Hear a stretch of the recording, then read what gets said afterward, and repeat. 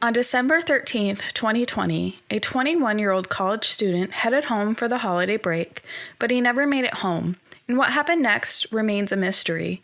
Just after midnight, on what was now December 14th, his car was found wrecked on a desolate gravel road. His belongings, and the clothes he had been wearing, were scattered along the road, but he himself was nowhere to be found.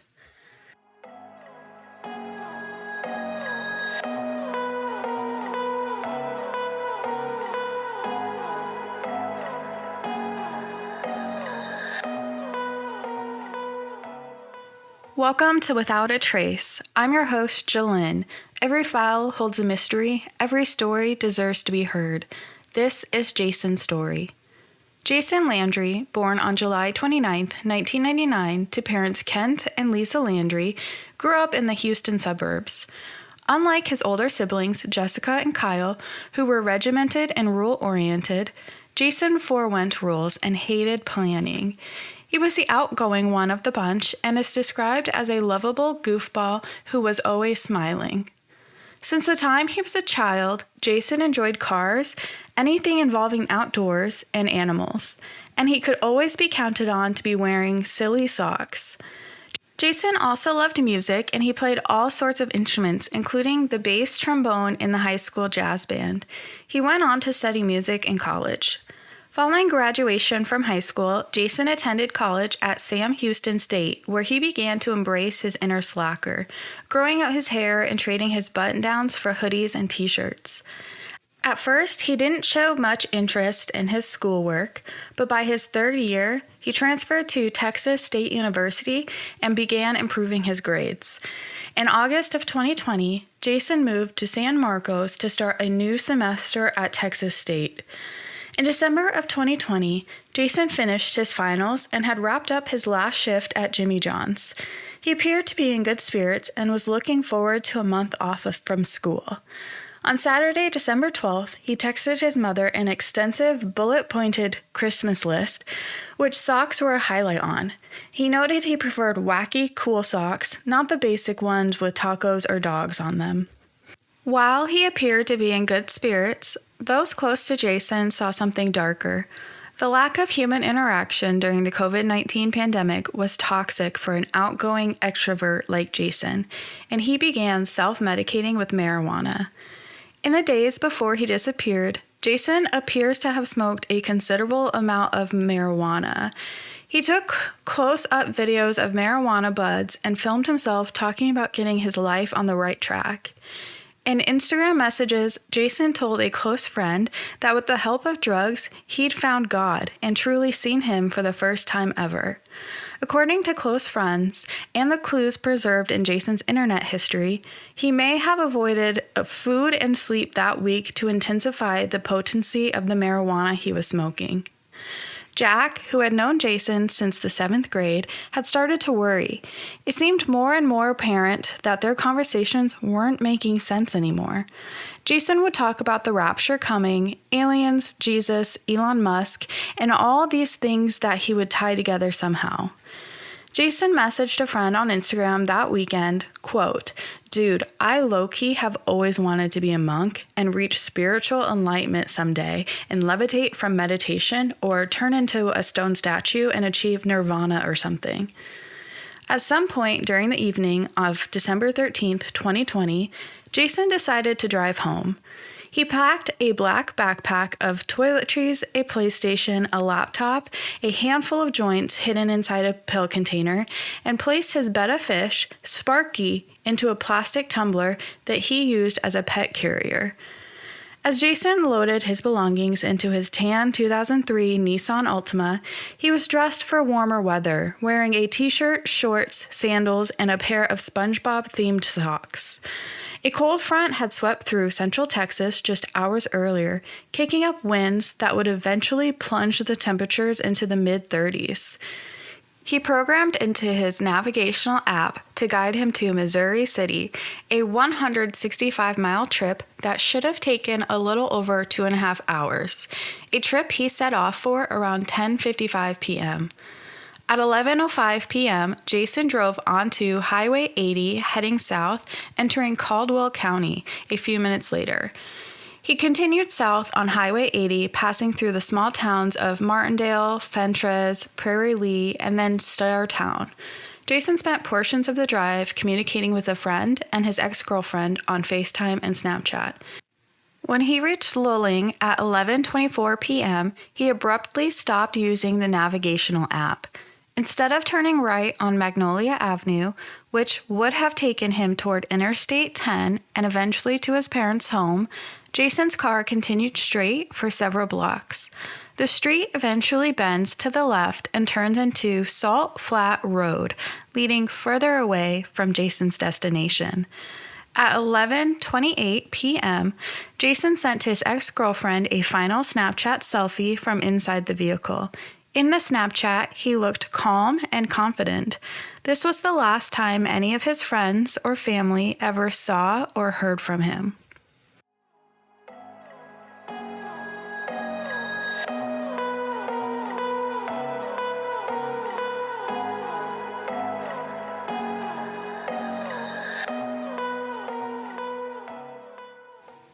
It wasn't uncommon for people to ditch their vehicles along Salt Flat Road. The 7-mile road begins as a paved surface in downtown Luling, then turns into gravel as it continues through the central Texas countryside. The unlit road is preferred by drunks and joyriders, as well as anyone else eager to evade the attention of law enforcement. At first glance, Jason's Altima seemed no different from any other abandoned vehicle when it was spotted along Salt Flat Road around 12:30 a.m., about an hour after Jason stopped responding to messages on his phone. His vehicle was wedged against a tree and facing the wrong direction. Despite the significant damage to the body and the rear window being shattered, the airbags hadn't deployed. The engine was off, but the keys were still in the ignition and the vehicle's headlights were shining. A local volunteer firefighter was the first to respond to the wrecked Nissan, and around 1:15 a.m., police arrived. They theorized that the driver had exited the vehicle through the back window before fleeing the scene. As Texas state troopers and Caldwell County Sheriff deputies surveyed the scene, their body cam footage picked up one of them saying, quote, "Probably some college kid. What in the world was he doing down this road?" The volunteer firefighter found Jason's backpack sitting along the side of Salt Flat Road, about 900 feet away from his Altima. Inside was Jason's wallet and laptop, as well as his marijuana stash. His bag full of toiletries and the plastic tumbler holding his fish had been placed on the ground nearby. Sadly, Sparky was deceased. Jason's clothing was found laying in the middle of the road a few dozen feet away, dropped neatly into piles as if Jason casually stripped down. His underwear had a small blood stain on the waistband, but no other blood was found. At 2 a.m., Lisa and Kent were woken up by a phone call. A Texas state trooper told them he'd found narcotics in Jason's backpack and that their son was nowhere to be found, stating, quote, "He may be under the influence, and because of that, maybe that's why he took his clothes off, if those are his clothes in the dirt road. With the way the temperatures are out here in the dark country, clear night, it feels like it's 30-some-odd degrees, especially with the way the winds have been blowing." Soon, Kent was in his vehicle, racing to Luling with a blanket and an extra pair of warm clothes for Jason. He felt certain he'd find his son and bring this nightmare to an end. At 5:30 a.m., Kent arrived at the impound lot, which was closed. When Kent eventually gained access to Jason's car, he found his son's cell phone still lodged between the driver's seat and the center console. Unsure of what to do, Kent heads to the crash site, and to his shock, there is no crime scene tape, no detectives on hand, and no one searching the area for his son. Kent wandered the vicinity on foot and filmed the crash site, attempting to document tire marks in the gravel and the layout of his son's clothes, which were still lying in the road. Later that morning, a Department of Public Safety trooper would take Jason's backpack for evidence. Back in San Marcos, authorities reached Jason's roommate by phone and confirmed that he had not heard from Jason. They performed a welfare check on his apartment, but found no sign of Jason. The initial search for Jason began on Monday, December 14th. Texas Department of Public Safety contacted Texas Search and Rescue, a nonprofit first responder group, and Texas ECWU Search, another nonprofit search and recovery team. 151 participants were deployed to search throughout the week, with teams that included search and rescue canines trained in live finds and human remains detection, drones and their operating technicians, experts in ground search and rescue, side scan sonar, water search resources, and lastly, helicopter and fixed-wing aircraft. An estimated 906 hours were spent on this rescue mission. Technicians flew drones into the sky, and volunteers wearing wetsuits walked into murky, ice-cold creeks. Volunteers searched the hilly, wooded landscape, fragmented by barbed wire, carved open by steep gullies and murky creeks, and littered with the aging electrical equipment and rusted oil pumps. By Wednesday, most of the search effort was focused on a small pond about 1,000 yards from the crash site. 8 different dogs had signaled that there might be human remains in the water. A boat equipped with a sonar device detected something not far offshore. A dive team from San Marcos entered the pond but found no sign of Jason after hours of searching. Later, a drone would spot objects that turned out to be turtles. After securing permission from the landowner, searchers drained the entire pond, a days-long process. After 3 days of pumping, the pond had been reduced to a giant pit without a body. A rescuer dug his bare hands into the mud. The reality that Jason's body wasn't at the bottom of the pond was incomprehensible. For Jason's family, it was a sliver of hope that Jason was still alive. The dogs continued to signal intense interest in various bodies of water in the area, several of which were drained but revealed no traces of Jason. Over time, searchers began to suspect that they were encountering a chemical phenomenon, something capable of interfering with the dog's extraordinary ability to accurately process scent.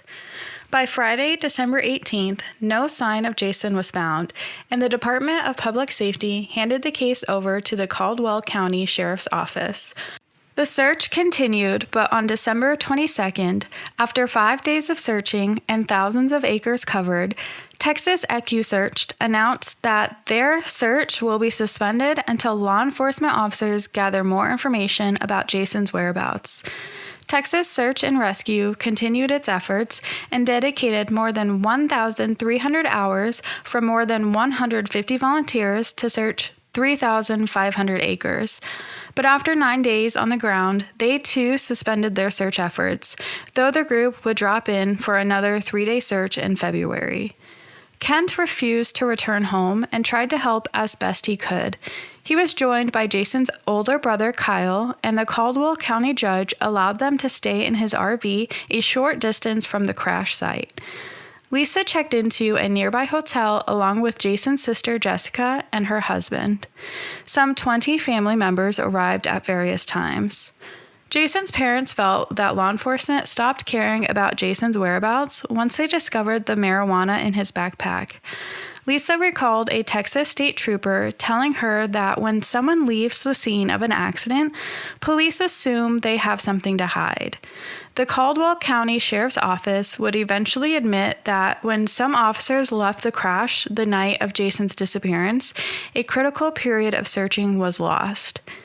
The Caldwell County Sheriff's Office asked Rosmo, a famed criminologist who is committed to tracking violent criminals, to assist in the search effort. He developed an algorithm for calculating the probable location of an offender's residence and used it to create a technique known as geographic profiling. The tools help investigators prioritize suspects, tips, and locations worthy of further inspection. Rosmo created a geographical profile of the area where Jason went missing. He visited Salt Flat Road in the daytime and again at night during the hour in which Jason had disappeared. One of the first things he did was try to recreate Jason's steps by taking off his shoes and walking down the gravel road barefoot at midnight. I made it 10 steps before I said, "F this," Rosmo said. It was too painful. About a mile from the crash site that same night, Rosmo, on foot and holding a flashlight, said he was approached by a group of people who appeared to be oil workers, though he couldn't make out who he was talking to. After telling them he was working on the Jason Landry case, Rosmo said he asked whether some of the nearby structures would have held lights on in December. "No," Rosmo recalled a woman's voice replying, "You need to leave now. You're on private property." "Okay," he shot back, "but I'm not on your property." He got into his car and drove to a bridge that crossed a nearby creek. Several minutes later, as he stood near the bridge, a pair of fast-moving headlights appeared in the distance. As they grew closer, Rosmo could tell they belonged to a truck, which came to a stop right next to him. When he approached the truck, he said the driver had a shotgun pointed at his chest, and the men were both angry at each other. They both called the police, and the officers arrived before the incident escalated further. A Caldwell County detective told Rosmo that the man who confronted him was a local landowner named Stuart Carter, who was known in the area for two things: shooting 2 dogs that belonged to an oil worker checking a well on his property, and shooting his own son during a family dispute some years earlier. Stuart remains he was acting lawfully in both instances. He felt the dogs were a threat to his own animals, and no charges were brought after he shot his son. Rosmo's interaction with Stuart left him with the impression that Jason, perhaps moving through the area naked and disoriented, could have been shot and killed after wandering onto a local landowner's property. Stuart strongly denied having anything to do with Jason's disappearance, but believed a naked man wandering onto someone's property late at night would end up dead. Rosmo, though, eventually settled on a different theory.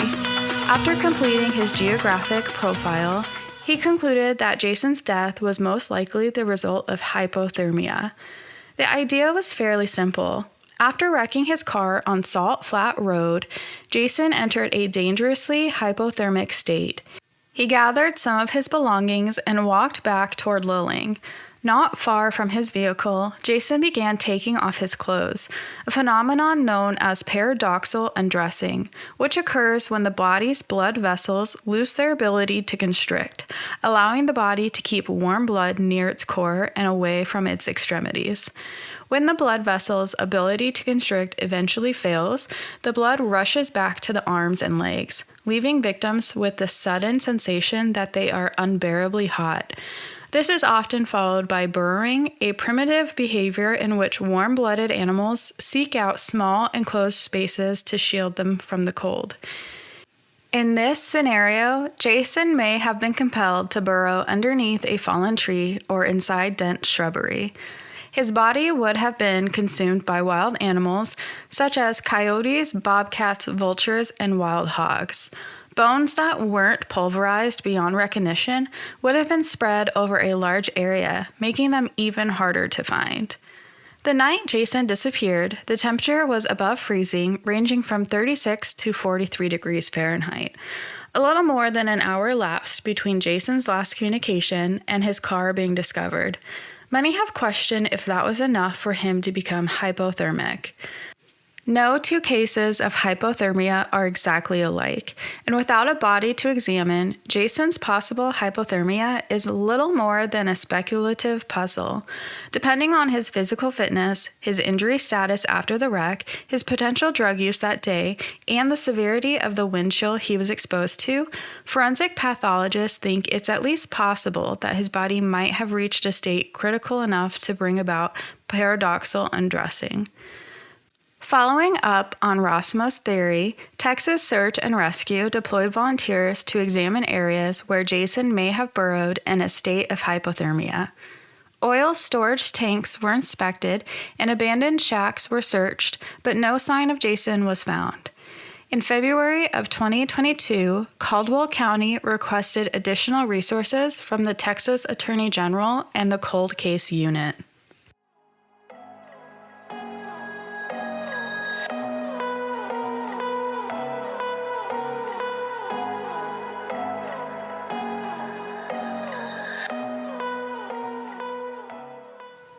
Jason's disappearance gained the attention of many internet sleuths, as well as locals who tried to solve his case.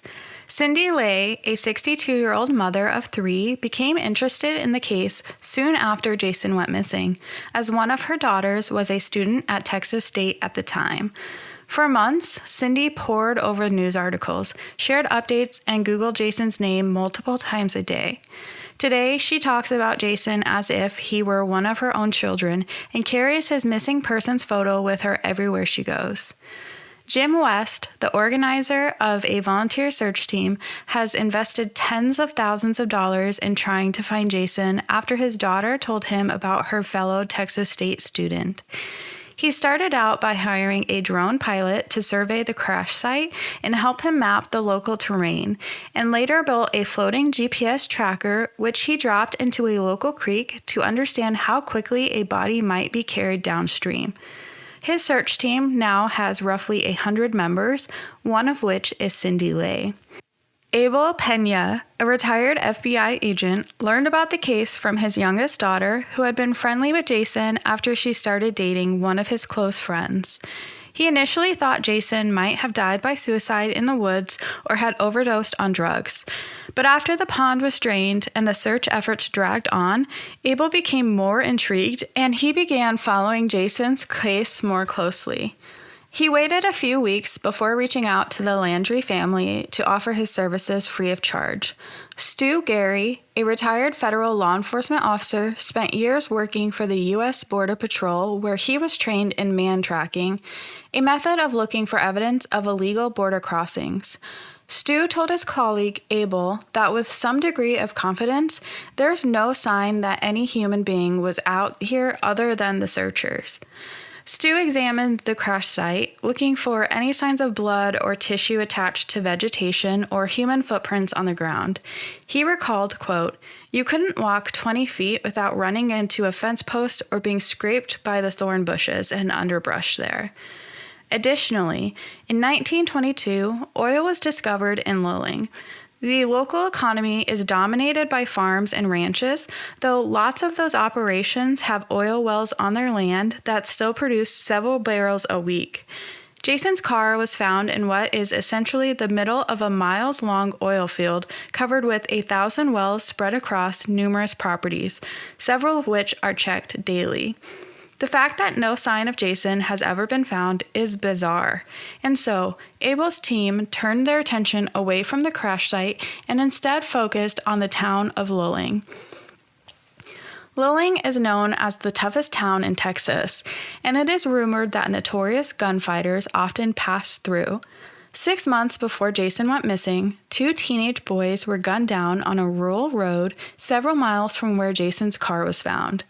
Clayton Manning, an 18-year-old volunteer firefighter for Southeast Caldwell County Volunteer Fire Department, and his 16-year-old cousin, Landon Robinson, were reportedly checking for smoke in the area when they were hit by a hail of more than 50 bullets. The killer, 34-year-old Brian Haynes, would later tell family members he was being chased by aliens. Brian explained he was forced to shoot the pair in the middle and head area to make sure they would die. After combing the area and interviewing more than 100 locals, Abel became convinced that a criminal element, one involved in selling drugs, was regularly operating in the area around the intersection of East Austin Street and Magnolia Avenue, where Jason failed to make a right-hand turn toward Interstate 10. Abel set up a tip line, and according to one source, Jason encountered one or more people at the intersection who beat him up, took his car, and staged the wreck. Jason was forced to strip, and his clothes were left on the ground before he was disposed of. Abel regularly shared his team's findings with the Caldwell County Sheriff's Office, but by the spring of 2021, local law enforcement officers seemed to have settled on the wild animal theory. Abel felt the officers weren't eager to follow up on tips that suggested Jason might have been the victim of a violent crime, and believes there are people in Lilling who know what happened to Jason, but many are afraid of the idea that what happened to Jason could happen to them. The wild hog theory was strongly disparaged by locals. Locals are familiar with the vultures that hover above dying livestock before swooping down. Nobody reported seeing any vultures circling above the search area after Jason disappeared. Even when a black vulture finds food, drawing scavengers from miles around, the creatures don't immediately wipe signs of life from the earth. We've never heard of animals picking someone's body clean out here.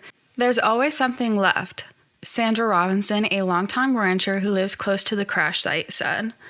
Jason's parents also doubt this theory and think it's unlikely that pigs would have been able to consume the entire corpse, including bones, before searchers had exhaustively combed the area. Jason's father believes the wild hog theory was a way for law enforcement to wash its hands clean of the case. At the time of his disappearance, Jason stood at 6 foot 1 inch tall, weighed roughly 170 pounds, had light brown hair, and had acne facial scarring. If you have any information on Jason's whereabouts, please contact the Caldwell County Sheriff's Office at 512-398-6777. Thank you for listening to Without a Trace with your host, Jillian. I hope you enjoyed our deep dive into Jason's disappearance. If you enjoyed today's podcast, please subscribe and follow Without a Trace on social media. Join me next week as I dive into another case.